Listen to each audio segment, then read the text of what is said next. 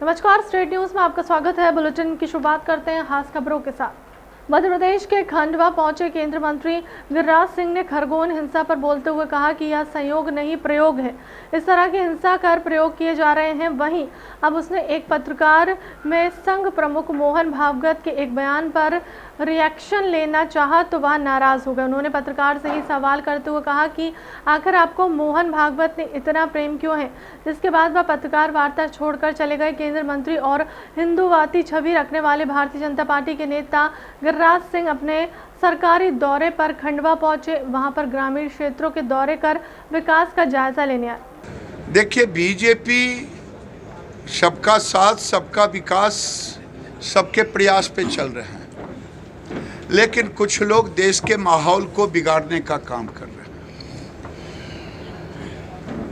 और देश के अंदर चाहे राजस्थान के करौली में घटना घटा हो, चाहे मध्य प्रदेश के खरगोन में घटना घटी हो, नंगा तलवार लेकर के आए और भीड़ को मारने का और एसपी के ऊपर हमला करे और गोली मारे। ये संजोग नहीं है, ये प्रयोग है।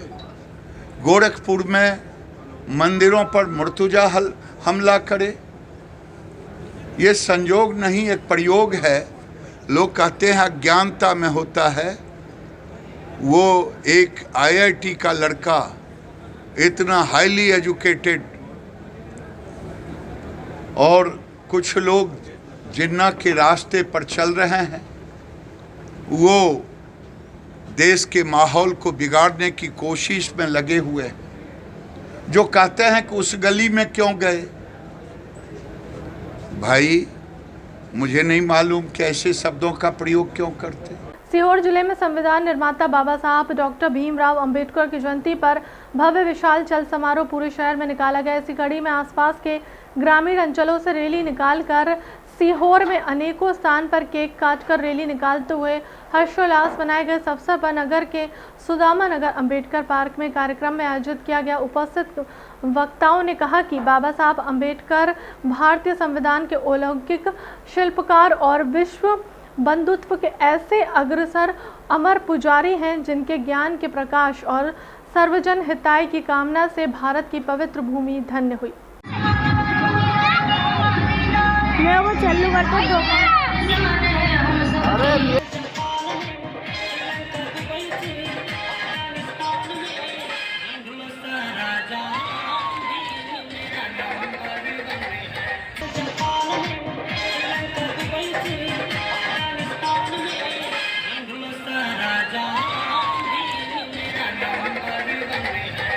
जिला गुना मध्य प्रदेश भाजपा युवा मोर्चा के प्रदेश अध्यक्ष वैभव पवार के गुना आगमन पर दिग्विजय सिंह के क्षेत्र रुठियाई युवा मोर्चा के पदाधिकारी और कार्यकर्ताओं द्वारा स्वागत में मैं Bharat state news channel reporter के सवाल पर रामनवमी के जुलूस पर हुए पत्थरबाजी पर दिग्विजय सिंह ने एक ट्वीट किया। उसके बाद ट्वीट हटा दिया गया। दिग्विजय सिंह के विषय पर भाजपा युवा मोर्चा प्रदेश अध्यक्ष वैभव पवार बोले कि दिग्विजय सिंह ओसामा को ओसामा ही बोलते हैं। जाकिर नाइक जैसे जिहादी के मित्र दिग्विजय सिंह की राजनीति कार्यशैली मध्य प्रदेश सहित पूरे देश में हुई खत्म।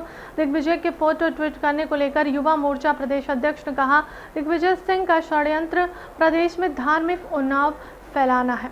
युवा मोर्चा ने स्पष्ट रूप से इस विषय में कहा है, दिग्विजय सिंह मध्य प्रदेश की राजनीति में और पूरे देश भर में दिग्विजय सिंह जी की अब प्रासंगिकता खत्म हो चुकी है। जो ओसामा बिन लादेन को ओसामा जी कहते हों और जाकिर नाइक जैसे जिहादियों का समर्थन करने वाले उनके मित्र दिग्विजय सिंह ने जो ट्वीट किया था, उस फोटो के खिलाफ उन्होंने वो फोटो पूरी तरह से झूठी थी और वो मध्य प्रदेश की कहीं की फोटो नहीं थी। वो उनका एक षड्यंत्र दिखाई पड़ता है कि वो मध्य प्रदेश में एक धार्मिक उन्माद फैलाना चाहते थे और जिन दंगाइयों ने खरगोन में दंगा किया, उनको बचाने के लिए वो ये प्रयास कर रहे थे। उनका ये एक हारा हुआ प्रयास था। उसके बाद उन्होंने स्वयं ही फोटो हटा लिया। मध्य प्रदेश भारतीय जनता युवा मोर्चा ने मध्य प्रदेश के पूरे 57 संगठनात्मक जिलों में उनके खिलाफ एफआईआर के लिए ज्ञापन दिया। और खरगोन का सांप्रदायिक विवाद अभी ठंडा भी नहीं पड़ा था कि अब मध्य प्रदेश की राजधानी भोपाल में सौहार्द बिगड़ने की कोशिश तेज हो गई है। सोशल मीडिया के माध्यम से हनुमान जयंती को लेकर जहर घोला जा रहा है। फेसबुक पर ऐसा ही एक पोस्ट सामने आया जिसमें समुदाय विशेष के खिलाफ हिंसा का आह्वान किया गया। फेसबुक पर भोपाल निवासी प्रमोद नाम के युवक द्वारा यह जहरीला पोस्ट डाली गई है। पोस्ट की भाषा बेहद भड़काऊ और कंटेंट हिंसक है। इसमें हिंसा का खुला आह्वान किया गया है। सोशल मीडिया पर पोस्ट वायरल होने के बाद मंगलवार पुलिस ने उनके खिलाफ IT एक्ट और अन्य धाराओं में मामला दर्ज कर लिया है। अभी पिछले कुछ दिनों में देखने में आ रहा है कि सोशल मीडिया में कुछ अफवाहें चल रहे हैं। दोनों कम्युनिटी के लोग इसमें अलग अलग तरह के वर्शंस बता रहे हैं। कुछ लोगों के मन में शंका भी है, आशंका भी है। तो इसमें जितने 2-3 जो भड़काऊ टाइप के जो मैसेज डाला है, दोनों कम्युनिटी के 2 लोगों के विरुद्ध में अभी तक पुलिस ने FIR दर्ज की है मंगलवार थाने में, और 10-15 लोगों को चिन्हित पुलिस ने किया है जो सोशल मीडिया में है और अन्य माध्यमों से ऐसी चीज़ों को फैलाने की कोशिश कर रहा है। तो उनको भी पुलिस ने 108 CRPC की धारा और 110 CRPC की धारा में बाउंड ओवर भी किया है। करीब 7-8 जो पोस्ट है पुलिस की नज़र में आया है, वो संबंधित के विरुद्ध में कार्रवाई भी की जा रहा है। उस पोस्टों को डिलीट भी किया जा रहा है। उसकी जो काउंटर पोस्टें हैं जो पुलिस और प्रशासन की तरफ से कि उसमें क्या कार्रवाई की जाए, और इसमें ऐसे कोई अफवाह या ऐसे कोई भय की कोई स्थिति नहीं है, ये भी बताया जा रहा है हम लोग। क्राइम ब्रांच ने इटारसी के रहने वाले 3 हथियार तस्करों को गिरफ्तार किया। इसके पास से पुलिस ने 10 देसी पिस्टल, 10 कारतूस बरामद किए। तस्करों ने पुलिस को पूछताछ में बताया कि झांसी उत्तर प्रदेश से सस्ते दाम में हथियार खरीद कर लाते हैं, इसके बाद मध्य प्रदेश के अलग अलग शहरों में हथियारों की बिक्री करते हैं। पुलिस इनसे और पूछताछ कर रही है। क्राइम ब्रांच पुलिस को एक बड़ी सफलता हाथ लगी है। क्राइम ब्रांच ने इटारसी के रहने वाले 3 हथियार तस्करों को गिरफ्तार किया है। क्राइम ब्रांच भोपाल के द्वारा 3 आरोपी अमन, राहुल और संतोष को पकड़ा गया है। ये आरोपी पुलिस के दबिश में और पुलिस की जो गुप्त सूचना के द्वारा पकड़े गए हैं। क्राइम ब्रांच द्वारा 1 महीने से लगातार फायर आर्म्स रखने, बेचने वालों और उनका इस्तेमाल करने वालों के खिलाफ लगातार कार्रवाई की जा रही है। इसी क्रम में पिछले जो हमारा जो डकैती की योजना बनाते लोग पकड़े गए थे, उसमें सूचना आई थी कि संतोष के द्वारा ये आर्म्स भोपाल में सप्लाई किए गए हैं। संतोष इटारसी का रहने वाला है और मूल रूप से अपराधी और फायर आर्म्स का खरीद फरोख्त करता है और करीब 20 साल से ये काम में संलिप्त है। इसके खिलाफ होशंगाबाद, इटारसी, पिपरिया और आसपास के थानों में कई मामले संबंध में चल रहे हैं। संतोष से पूछताछ करने पर अमन और राहुल, इनसे भी हथियार इनको बेचना बताया गया और फिर पुलिस की तलाश और पूछताछ में इन लोगों से ये कुल अभी 10 बरामद हुए और पिछले डकैती की योजना में भी कुछ हथियार बरामद हुए थे। इसलिए पुलिस के द्वारा 1 महीने में लगभग 1.5 दिन के लगभग फायर आर्म्स पकड़े गए।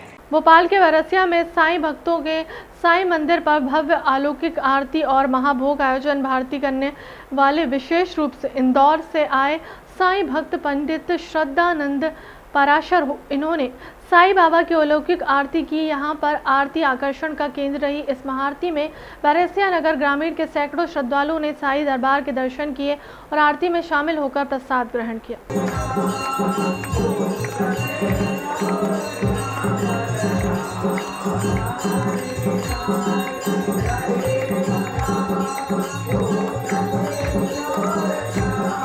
इन वार्डों में नगर निगम द्वारा जल की आपूर्ति की जाती है, जो पिछले साल से भी ज़्यादा विभत्स रूप में ले चुका है। इस वर्ष का जल अकाल, जी हां, आपको बता दें कि ज़रूरी है कि जल अकाल इसलिए कहना पड़ रहा है क्योंकि जिन घरों में नल जल कनेक्शन है और बाकायदा नल कनेक्शन के बिलों का भुगतान किया जा रहा है, उसके बावजूद उन्हें पर्याप्त नल जल से जल न मिलने से जल अकाल ही तो हुआ है। दरअसल सरकार ने अमृत योजना व नल जल योजना लागू किया, जिससे तहत नलों के कनेक्शन बढ़ाए गए हैं, परंतु नल के पाइपलाइन को दुरुस्त नहीं किया गया, ना ही उन पाइपलाइन को अपग्रेड किया गया। और उपाध्याय है, उसने बीच में से कनेक्शन हटवा के दूसरी लाइन में जुड़वा दिया, तो हमारे यहाँ पानी नहीं आ रहा। 1 महीने से इतना परेशान करके रखा है उपाध्याय कि हम कुछ कह नहीं सकते। कम से कम 2-3 साल हो गए हैं। पानी में इतनी दिक्कत होती है कि गंदा पानी आता है हम लोगों के नलों में। कितने बार 181 में कंप्लेन भी करी है, लेकिन कोई सुनवाई नहीं हुई है। और अभी तो दिक्कत ऐसी है 4-5 महीने से कि एक बूंद पानी नलों में नहीं आता है। और बिजली का बिल है, नल का बिल है, तो वो हमेशा देना पड़ता है। अभी जो नगर निगम के नल आते हैं, कितने बार आते हैं? दिन में 1 ही बार आते हैं? एक बार आता है, वो भी हफ्ते में 2-3 दिन आता, वो भी नहीं आता। टुकड़िया में घर नल लगे हैं, किसी का पानी नहीं आता। नल वाला बिल्कुल खोल ही नहीं रहा, नल मशीन से ही पानी नहीं खींच रहा है। बताओ क्या करे, सरकारी नल है ही नहीं है, प्राइवेट लगवाओ भी तो नहीं है पानी। नगर निगम मुर्दाबाद बस बोलती है। लोगों के घर में एक भी बूंद पानी नहीं आ रहा। एक टाइम आता था, उसके वजह से भी अब सिर्फ 10 मिनट भी पानी नहीं आता। कौन सा मोहल्ला है आपका? राम निवास सिंह वार्ड मस्जिद के पीछे। क्या नल कितने देर आता है आपके यहाँ? सुबह 5 बजे। एक तो नींद खराब करो, ऊपर से सिर्फ 5 मिनट पानी आता कितनी देर चलता है? 1 घंटा चलाते, पूरी सूखी मशीन चलती है। ये पानी से सड़क साफ करवाया जा रहा है, डस्ट रोड साफ करवा रहे हैं। नगर निगम के द्वारा कमिश्नर से आदेश मिला था आपको। जैसे पानी की समस्या है, नल पानी कटौती की जा रही है और पानी आप सड़कों बहा रहे हैं। आदेश हुआ है, ये प्रतिदिन होती है, प्रतिदिन हो रही है सफाई इस समय? अभी 4-5 दिन के बाद हुआ। क्या नाम है आपका? करण यादव। मैं आपके चैनल के माध्यम से ये बताना चाह रहा हूँ, पानी तो हम लोग लड़के भी ले लेंगे, हराम का तो पैसा दे नहीं रहा है कोई। पहले 90 रुपये था, 60 रुपये था, फिर 90 हुआ, फिर 160 हुआ और अभी 195। अब जो मार्च क्लोजिंग के बाद से 205 रुपये। तो पानी नहीं तो बिल नहीं, पहली चीज़ पानी नहीं तो बिल नहीं। और रह गया कलेक्टर साहब से मैं अब 20 तारीख को मुलाकात करने जाऊंगा, प्रशासक कलेक्टर कटनी नगर पालिका निगम में। इस साल बारिश 50% से भी कम हुई है। बारिश कम होने के कारण ज़मीन का जल स्तर और नदी दोनों सूखने की कगार पर है। नगर निगम द्वारा एनीकट से और बराज से दोनों से ही पानी लगातार दिया जा रहा है, लेकिन फिर भी आगे चल के भविष्य में बराज का पानी सूखने की संभावना है। इसके लिए हम लोगों ने नगर निगम के 60% वार्ड ऐसे हैं जिनका कि बराज से पानी न जाता था और उसको एक दिन छोड़कर पानी देने की व्यवस्था भी नगर निगम ने पानी के संकट को देख के की हुई थी। यहाँ पर पानी का संकट ज़्यादा रहेगा, उन सभी जगह पर भूमिगत एक बोर कराने का नगर निगम ने फैसला किया है और लगभग 100 के आसपास बोर नगर निगम सभी ऐसे क्षेत्रों में करा रहा है जहाँ पर कि पानी का संकट है। फिलहाल क्लब तक की खबरों में इतना ही। तेज दुनिया की तमाम बड़ी खबरों के लिए बने रहे हमारे चैनल के साथ। नमस्कार।